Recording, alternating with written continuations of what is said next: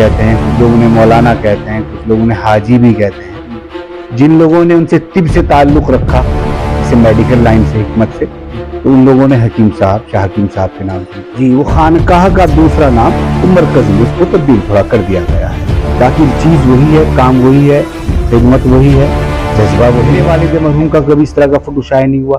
ایک شور برپا کیا جائے، مدد سے پہلے ایک میلہ لگایا جائے اور پھر لسٹ بنائی جائے، لسٹ ذہن میں رکھی جائے اور فیس۔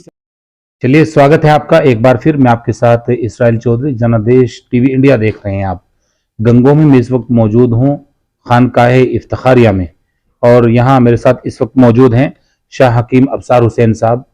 سر، سب سے پہلے آپ کا چینل میں سواگت ہے۔ جی ماشاءاللہ، آپ کا بہت بہت خیر مقدم ہے۔ آپ کے والد صاحب ایک بہت ہی مشہور حکیم بھی ہوئے ہیں، عالم بھی ہوئے ہیں، اور ان کا بہت دور دور تک ان کا نام ہے۔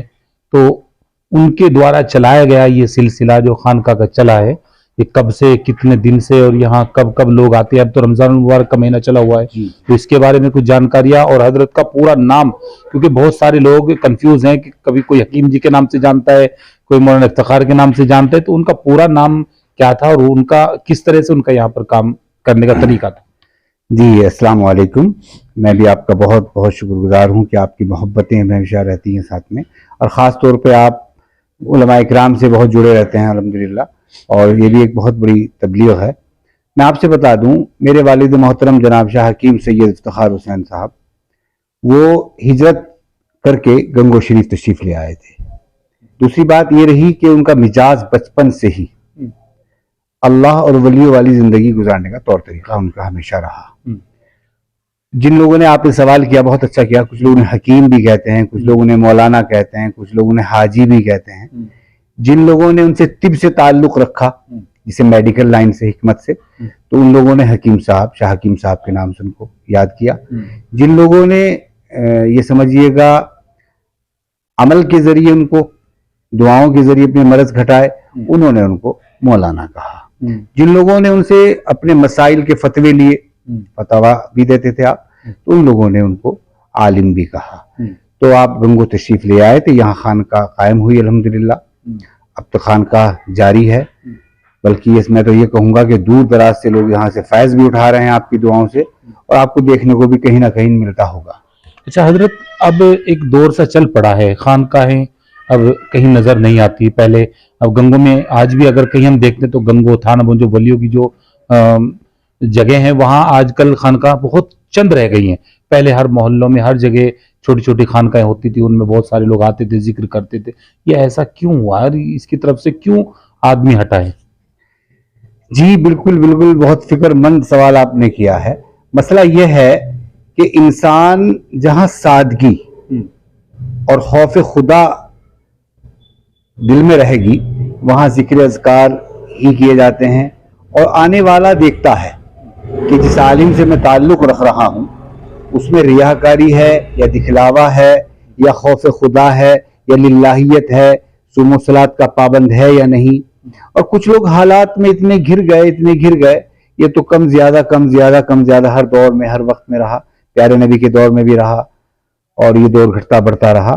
سب سے بڑا وجہ یہی، حالات بہت عجیب نازک دور سے گزر رہے ہیں، لوگ مساجدوں سے دور ہو گئے، مدارس سے دور ہیں، مساجد سے، خانقاہوں سے دور ہو گئے، اور خانقاہ خود میں ایک اونچا مقام رکھتا ہے۔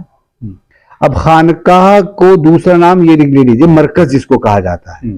خانقاہیں ہفتے میں لگتی تھی، ہمارے ہاں یوم جمعہ کا دن فکس ہے، پہلے پیر کا دن تھا، اس میں آس پاس کے دیہات سے لوگ آتے تھے، دور دراز سے لوگ آتے تھے، ذکر میں شامل ہوتے تھے۔ جی وہ خانقاہ کا دوسرا نام، وہ مرکز میں اس کو تبدیل تھوڑا کر دیا گیا ہے، باقی چیز وہی ہے، کام وہی ہے، خدمت وہی ہے، جذبہ وہی ہے۔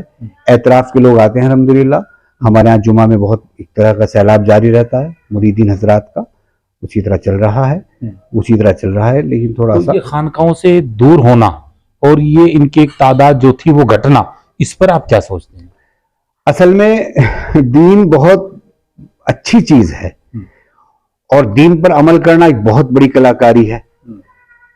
اب یہ ہے کہ اب ایک دن تو خانقاہ میں لگ گیا، ایک دن مرکز میں لگ گیا، پھر 3 دن تبلیغ میں لگ گئے، تو اب تھوڑا لوگ اس سے ایک عجیب سی کیفیت میں الجھ گئے کہ خانقاہوں میں جاؤں گے تو مرکز سے رک جائیں گے. تو یہ بھی وجہ رہی. لیکن الحمدللہ ایسا نہیں ہے کہ خانقاہیں آباد ہیں الحمدللہ, اور ان کے لیے محنت کرنے والا اگر کوئی ہے, اللہ کی للہیت میں, خدا کی یاد میں محنت کرنے والا اگر کوئی شخص ہے, تو وہ خانقاہیں ہی نہیں بلکہ ہر چیز آباد ہوتی ہے الحمدللہ.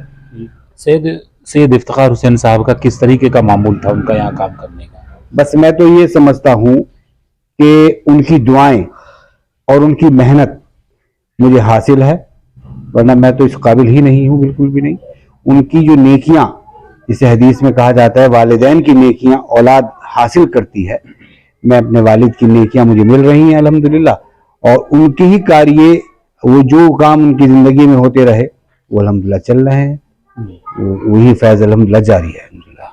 جو صوفیہ جو لائن ہے جو آپ کی, اس لائن کے دیش کے اندر, دنیا کے اندر جس طرح سے ان کا کام کرنے کا طریقہ ہوتا ہے وہ نظر نہیں آتے, لیکن جو ان کی ڈیوٹی ہوتی ہے, ان کا کام کرنے کا طریقہ ہوتا ہے. یعنی اگر میں آپ ہی کے بارے میں سمجھوں تو آپ کی ایک لمبی پہچان ہے, لیکن بہت سارے لوگ آپ کو جانتے نہیں کہ آپ اتنے گہرائی سے, اتنے طریقے سے, اس طریقے سے کام کر رہے ہیں. بس یہ تو میں اللہ سے یہی دعا ہر نماز میں کرتا ہوں کہ میری ظاہرہ عمل کسی کو نہ ہو. کچھ لوگ چھوٹا سا کام کرتے ہیں, اس کو فوٹو میں دکھاتے ہیں. اب آپ یہ دیکھیے فلسطین کے مسلمانوں کا کیا حال ہے. رمضان کا مقدس مہینہ ہے کہ وہاں کھجور تو میسر ہو ہی نہیں رہی ہے, پانی میسر نہیں ہو رہا ہے, وہاں آٹا بھی میسر نہیں ہو رہا ہے. ہم اس مسلمان بھائیوں کو چاہیے کہ ہم لوگ خفیہ طریقے سے, اعلانیہ طریقے سے نہیں, ہندوستان کے اندر بہت مسلمان ایسا غریب طبقہ ہے جو آپ ان کی مدد کریں خفیہ طریقے سے. میرے بھائی ہیں ڈاکٹر احبار حسین الحمدللہ, ان کا معمول رہا ہمیشہ, ہم دونوں بھائیوں کا معمول رہتا ہے خفیہ طریقے سے ہم لوگ غریب جو ہمارے بھائی ہیں ان کی ہم مدد کرتے ہیں. آج تک نہ ڈاکٹر صاحب کا کوئی فوٹو اس طرح کا شائع ہوتا ہے, نہ ہمارا, میرے والد مرحوم کا کبھی اس طرح کا فوٹو شائع نہیں ہوا. ایک شور برپا کیا جائے, مدد سے پہلے ایک میلہ لگایا جائے, اور پھر لسٹ بنائی جائے, لسٹ ذہن میں رکھی جائے, اور فی سبیل اللہ, اللہ کی رضا کو سمجھ کر, جیسے اللہ نے جی جس طرح سے اللہ رب العزت نے نماز کے ساتھ ساتھ, عبادت کے ساتھ ساتھ انسانیت کو اپنی تکمیل کا بھی فریضہ بنتا ہے, اسی طریقے سے ہم لوگ کام کر رہے ہیں. اور یہی وجہ ہے کہ شاید میرے والد مرحوم شاہ حضرت حکیم افتخار حسین کا یہ عمل اللہ کو اتنا پسند آیا کہ ان کی اولادیں بہت سکون کے ساتھ نیک عمل پر رہیں, اور کوئی ریاکاری ہماری خانقاہ میں آج تک نہیں ہوئی. سادگی سے خانقاہ چل رہی ہے, یہ بھی نہیں کہ شور ہے, ایک عجیب کیفیتیں ہیں, ایک میلہ لگایا جائے, بالکل نہیں. اللہ کو راضی کرنے کے لیے ہم لوگ یہ کام کرتے ہیں. رمضان المبارک کا پہلا عشرہ پورا ہو گیا ہے, دوسرے عشرے میں ہمیں پرویش کر لیا ہے, تو کس طرح سے دیکھتے ہیں رمضان میں کس طریقے کا عام آدمی کو برتاؤ کرنا چاہیے؟ کیونکہ ہم لوگ ہر روز اس طرح کے گناہ میں مبتلا ہو جاتے ہیں کہ ہمیں شک بھی نہیں ہوتا, تو کس طریقے سے ہمیں پرہیز کرنا چاہیے؟ اور رمضان مبارک کا اس طرح عید کا تہوار بھی بہت نزدیک آ رہا ہے, اس کے لیے کیا میسج دیش کے حالات کو دیکھتے ہوئے کس طرح کا میسج ایک خانقاہ سے دیا جائے گا؟ ویسے تو خانقاہ ہو یا غیر خانقاہ, اس وقت مومن کو چاہیے خیر کی دعا کرے, امن اور شانتی بھائی چارے کی دعا کرے, آپس میں اتفاق اور محبت ہونے کی دعا کرے. ضرورت ہے, ضرورت تھی اور رہے گی, لیکن یہ ماہ مبارک کا مہینہ جو 3 عشرے میں اللہ نے ہمیں دیا ہے, اگر ہم اس مہینے میں بھی خیر اور امن اور خیر کی اتفاق کی دعا نہ کر سکے تو پھر ہم کبھی نہیں کر پائیں گے. اس میں ہمیں صبر کی ضرورت, اللہ نے کہا کہ صبر کا مہینہ ہے, ہم لوگ صبر نہیں کر رہے ہیں, بہت بے صبراپن ہے. اس میں کہا کہ امن اور خاموشی اختیار کیجئے, اس میں ہماری خاموشی نہیں ہے. روزے دار اتنا چیختا ہے کہ دوسرا غیر ایمان والا کہتا ہے کہ آپ روزے سے ہیں اس لیے غصہ ظاہر ہو رہا ہے. تو میرا کہنے کا مقصد یہ ہے کہ اس مہینے میں ہمیں امن, محبت, اتفاق کی دعا کرنی چاہیے. اللہ تعالی ہم سب میں اتفاق اور بھائی چارہ رکھے, یہی محسوس ہونا چاہیے. اور آنے والی آخر جو راتیں ہیں اس میں میں بھی اعتکاف کرتا ہوں.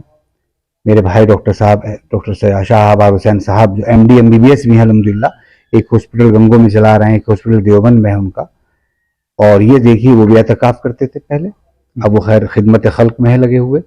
تو میں بھی اعتکاف کرتا ہوں. میری تو ہر رات, ہر دن, ہر صبح خود بھی, اپنے مریدین, متعلقین, محبین, سب سے یہی میری دعوت ہوتی ہے کہ اس وقت امن اور محبت, خیر کی دعا کریں, تقوی کی دعا کریں. جب ہم تقوی کریں گے تو ایٹومیٹکلی سب تقوی ہوتا چلا جائے گا. बहुत बहुत शुक्रिया आपका। ये थे हमारे साथ हकीम अफसार साहब, इन्होंने खानका के बारे में पूरी एक तफसील से आपको बात बताई, किस तरह से खानका से जुड़कर एक बड़ा फैज़ उठाया जा सकता है रमज़ान मुबारक के महीने में, किस तरह से हम लोगों को एक दूसरे के साथ बर्ताव करना चाहिए, इस पर भी इन्होंने अपनी बात रखी। बने रहिए इस तरह की वीडियो देखने के लिए जनादेश टीवी इंडिया पर। मैं आपके साथ इसराइल चौधरी।